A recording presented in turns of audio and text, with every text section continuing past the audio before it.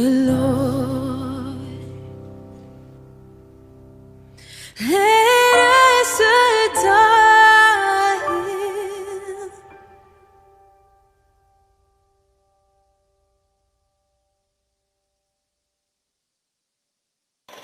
Come, all ye faithful, joyful and triumphant. Come ye, oh, come ye to Bethlehem. Come and behold him, born the King of angels. Oh, come, let us adore him. Oh, come, let us adore him. Oh, come, let us adore him, Christ the Lord. Let us adore him. Sing, choir of angels, sing in exultation.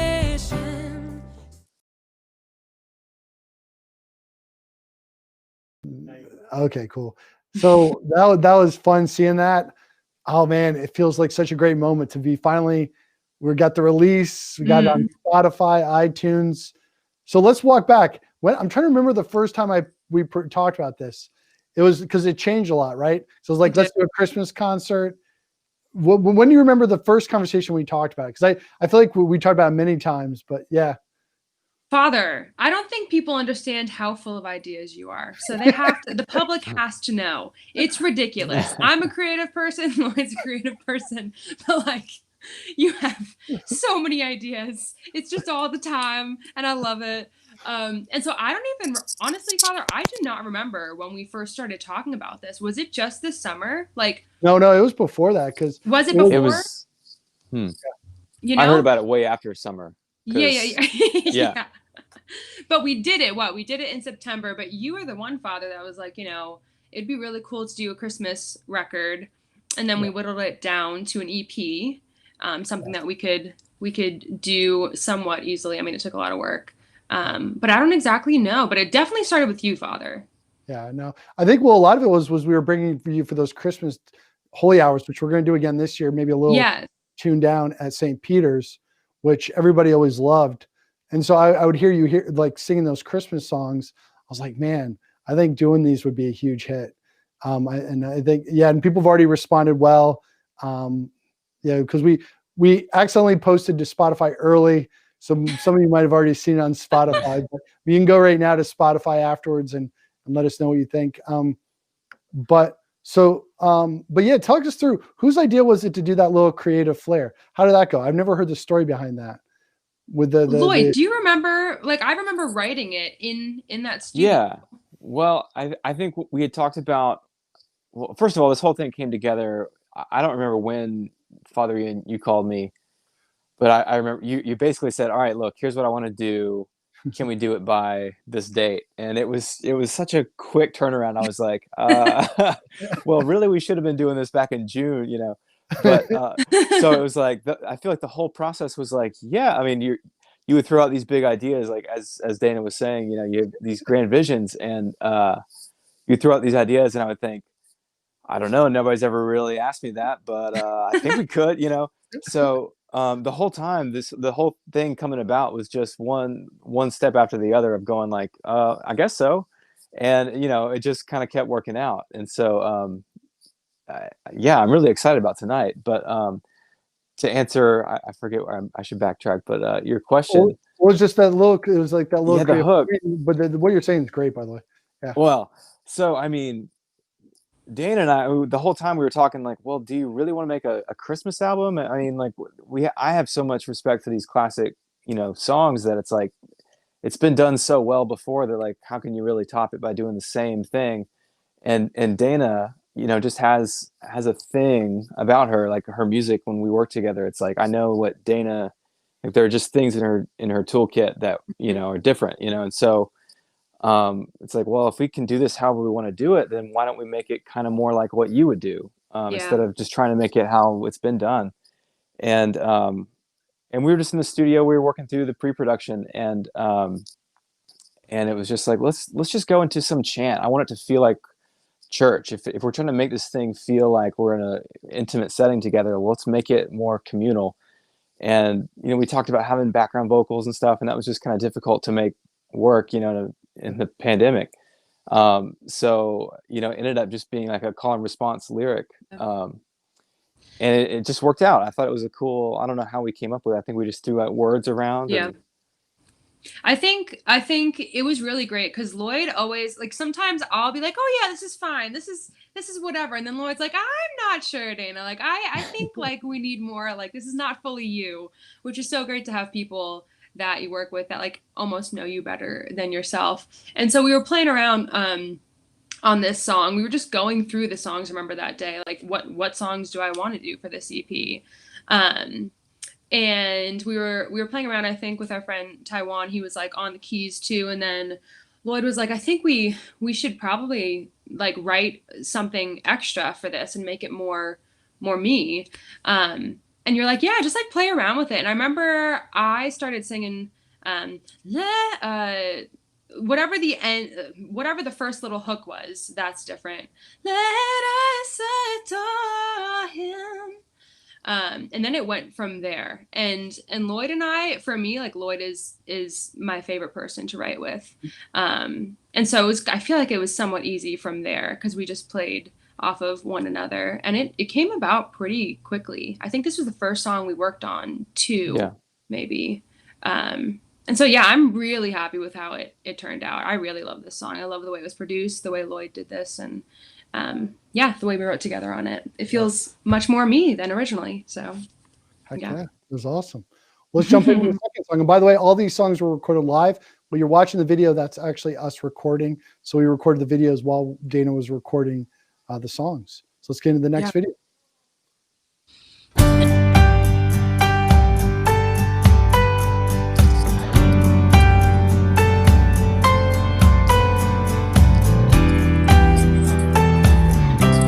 Beneath the stars, beneath the moon, a child is born, the one we've waited for, waited for. Oh, could it be the Lord of all eternities, lying here in his mother's arms? Could this be Emmanuel? Could this be the King of Kings? Could this be the start of the story we've been waiting for years? Could this be Emmanuel? Could this be the Prince of Peace? Away in a manger, treated like a stranger. Oh, for me, for all the blind and all the lost,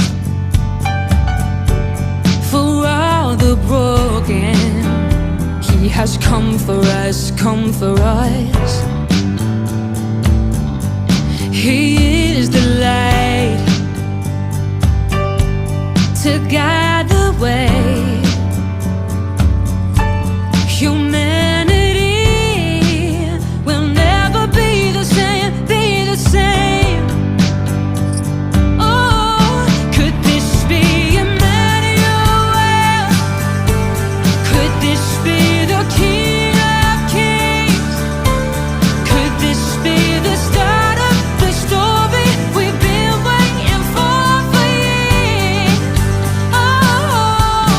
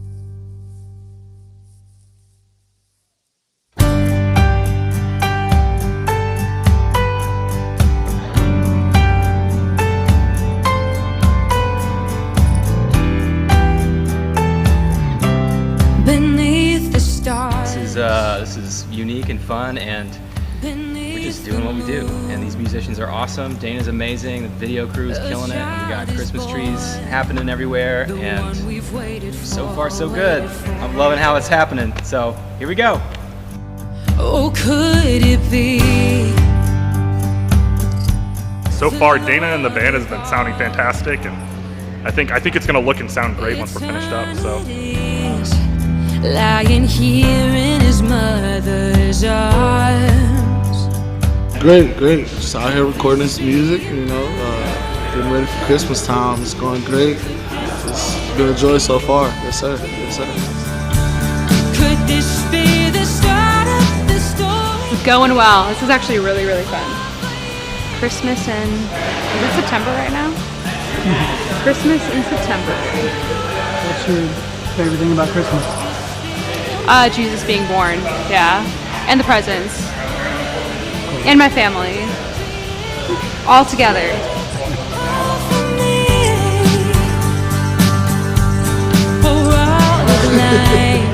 I can't dance at all.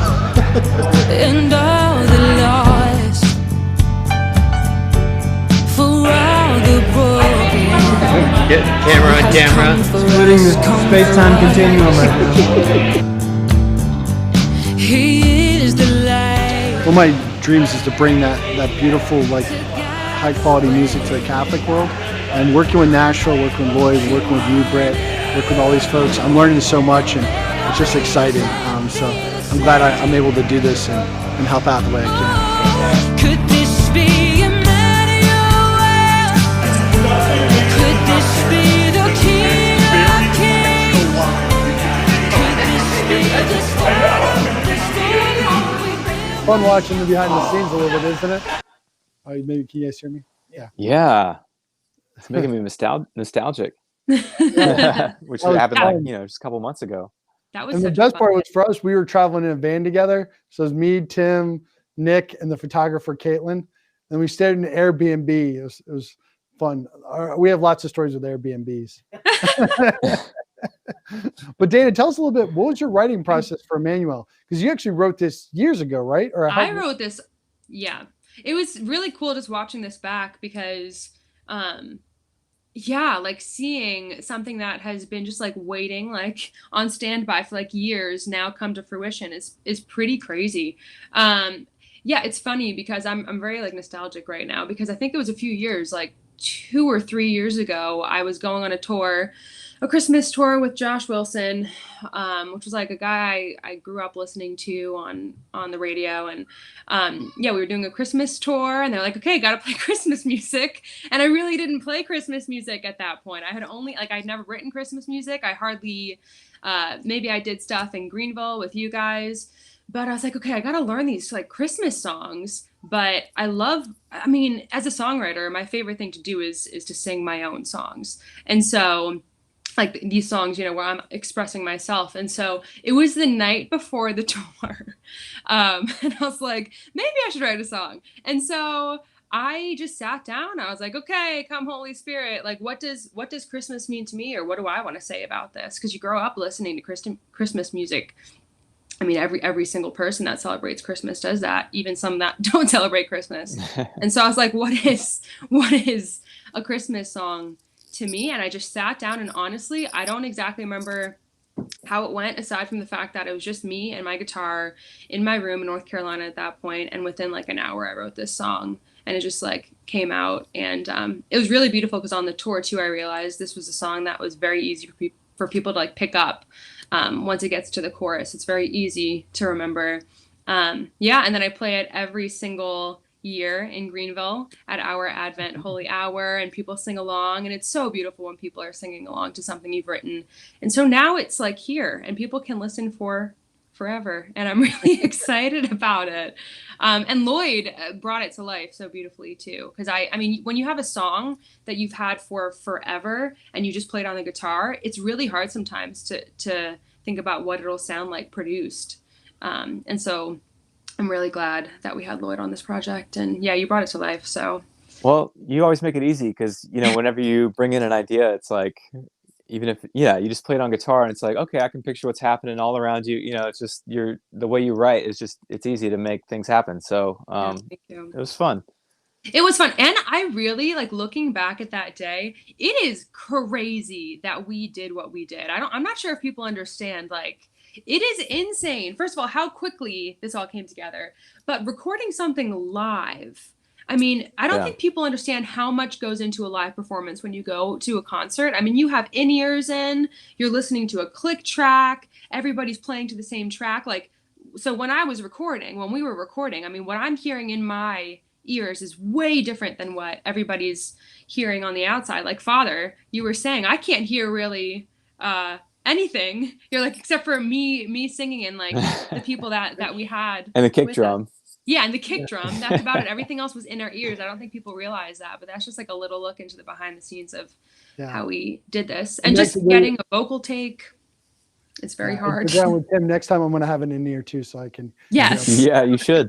Well, you it was really funny. should. Well, going into it, it was funny because, I knew that we were going to have a video recorded to everything happening musically. So I couldn't just think about what I wanted to happen. Like, oh, it'd be cool to have, horn section. But, if you have like a blaring guitar solo and there's no guitar player in the video, then it seems silly. So, but like the day before we were recording, we had 2 drummers had to back out in a row who couldn't make it. So I had to call Thomas Dove last minute, like the day before, day of, I think, and just said, listen, hey, I've got all these parts pretty much laid out. I have pre-production tapes recorded because, again, I knew we were recording a video. So I knew that the drummer had to look like he knew what he was playing, So so the whole thing was just like, well, I hope these are good ideas. And I'm just kind of relying on these musicians to like dumb it down or make it better than what I've attempted to do. And so it totally, like the day of, like you're saying, Dana, it's like you just show up and it's like, well, I hope everybody does their job and well, because you're just relying on so many people, and they just killed it. And it was just amazing, just playing, like, I feel like, I mean, I wasn't playing anything, but listening to you guys and kind of like just directing a little bit and just feeling like, man, I feel like we're playing something together. And that's I think a big goal of the project overall was just to feel like, it's a communal effort. Yeah. And feeling. Absolutely. Yeah. And it was, I mean, I remember that day of, it was such a fun place to be. I think everybody we were just having fun. Yeah. I was just sitting behind the camera the whole time, but just a stationary camera. But I felt, I could just feel in the room that people were really enjoying themselves.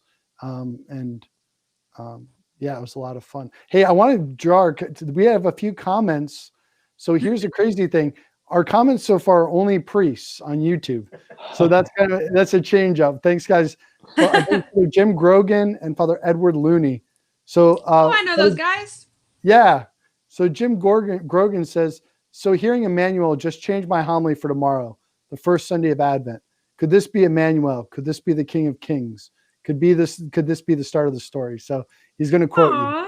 And be sure to drive the traffic towards Spot. No, just kidding. Yes, Father. Satan can go listen free advertising. on Spotify. Now, Father Edward Looney, how do you know him? I know. I mean, I've seen him on social media. Father, I don't even know. I think it was just online. I think we've spoken through email and stuff a few times, and he's written different articles. And so, hey, Father, hope you're doing well. That's awesome. Yeah, because I've seen him a lot online too, and I was very it's awesome to have him following us. Yeah. So he said, that's great, Father Jim. Oh no, Father Jim Grogan before. I heard of Dana 4 years ago and love her music. And then Father Jim Grogan said, I agree. I met her 2 years ago when she came to my new parish. She said Jen Fulwiler show, but let me see. And yes. Was the on the Jen Fulwiler show? I was I was on the Jen Fulwiler show a few years ago on Sirius XM. I forgot about that. Yeah. But yeah, hi, Father Grogan. I go to New Jersey usually every year when it's not coronavirus times. And so, yeah, that was actually, I think, one of the last places I was before this whole year went crazy. So, yeah, thank you for tuning in, guys. Where do you guys remember where you were the week before the lockdown? Oh, gosh. You were doing shows. I was doing talks on Last Things. Heaven, Hell. Tim was with me. That's so funny. You know, I think I was actually supposed to play guitar with Sarah Kroger in like DC or something, and I remember texting her saying, "I don't think this is going to happen," and they're like, "No, I think we're going through with it." And the day of, I think, or the day before, they're like, "Yeah, like the CDC or somebody like official had to come in and shut the whole thing down." So that is insane. That yeah. seems like a decade ago. I was in Nashville. I had just like come back from like a month on the road, and so I was in like New York and New Jersey, which is crazy because I feel like that's where things got really, really insane early on. Yeah, and then everything just like completely changed. Yeah. Wow. Which is also another reason why it's so beautiful that we were able to do this in the middle of all the chaos of 2020. I for one am like super grateful to be able also to work with all of my friends, like people in Nashville that I'm so close with, and people in North Carolina that I'm so close with and I've worked with for so long. It was really cool to come together and do something like this. So. Yeah, well, it felt like, I mean, Father Ian, your vision, I mean, that the whole idea is just to really embrace this medium in this time, and you know, put on something that I think people want to have, is like some form of gathering, you know, and this is really a virtual gathering. I feel like even the way that we talked about how you wanted to film the shooting, you know, it felt like, you know, like we want to feel like we're in the middle of the thing. Yeah. So, and I just remember thinking that all throughout working on the music, that was the whole goal of this project. And I think that's the main thing that really got me excited, is like, we're embracing this new time that we're in, even if it's temporary, or if it, you know, we embrace it forever. I mean, who knows? But I feel like this was really necessary to do for a lot of reasons, and it was really a lot of fun to do. Agreed. It was a lot of fun. Agreed. Yeah. I think that's a great transition into our third song. That was a great what you said. I really like that. So let's transition to our third song, and we'll kind of come back in a few minutes. Oh, holy night, the stars are brightly shining. It is the night of our dear Savior's birth. Long lay the world in sin and ever pining, till he appeared and the soul felt its worth. A thrill of hope, the weary world rejoices, for yonder breaks a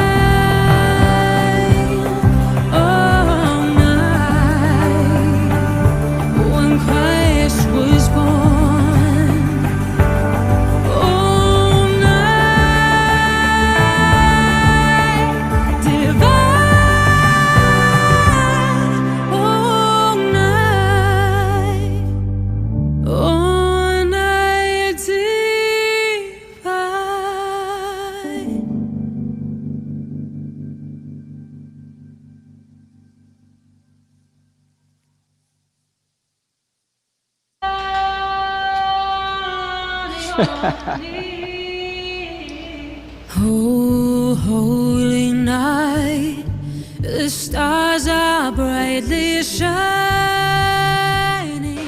We are doing Oh Holy Night. We waited until it got dark, and it's beautiful. I hope I can hit the high note at the end. That's all I'm praying for. Long lay the world in sin and ever pining, till he appeared and the soul felt its worth. A thrill of hope, the weary world rejoices, for yonder breaks a new and glorious morn. Fall on your knees, oh, hear the angel voices, oh, night divine, oh, night when Christ was born, oh, night divine, oh, night. I remember when I was looking at when I was looking at the scene when we were first setting up, I was like, oh wow, this is gonna be cool. It was such a beautiful setup and scene, and we had just had dinner together, and that was kind of fun. It was just a really memorable day. It was really it's kind of funny now you think back on it, all the craziness that would ensue after that. It was like a little bit of a respite. Hopefully that's what people are experiencing a little bit right now. There's a little bit of a respite from all the craziness. Yeah. What was going through your mind when you were watching the videos? Gosh, I'm just like taken back to a few months ago when we did that, because I remember we got through with that song, and to me that was the most beautiful like visual. When we stepped back in and it was all dark, oh my gosh, it was like heavenly. And I also that's one of my favorite songs on the EP. Even I don't know, Oh Holy Night, I've just grown up with that song, and we didn't even change it that much because it's such a classic that it's like, how do you change it? I just sang it the way that I would sing it.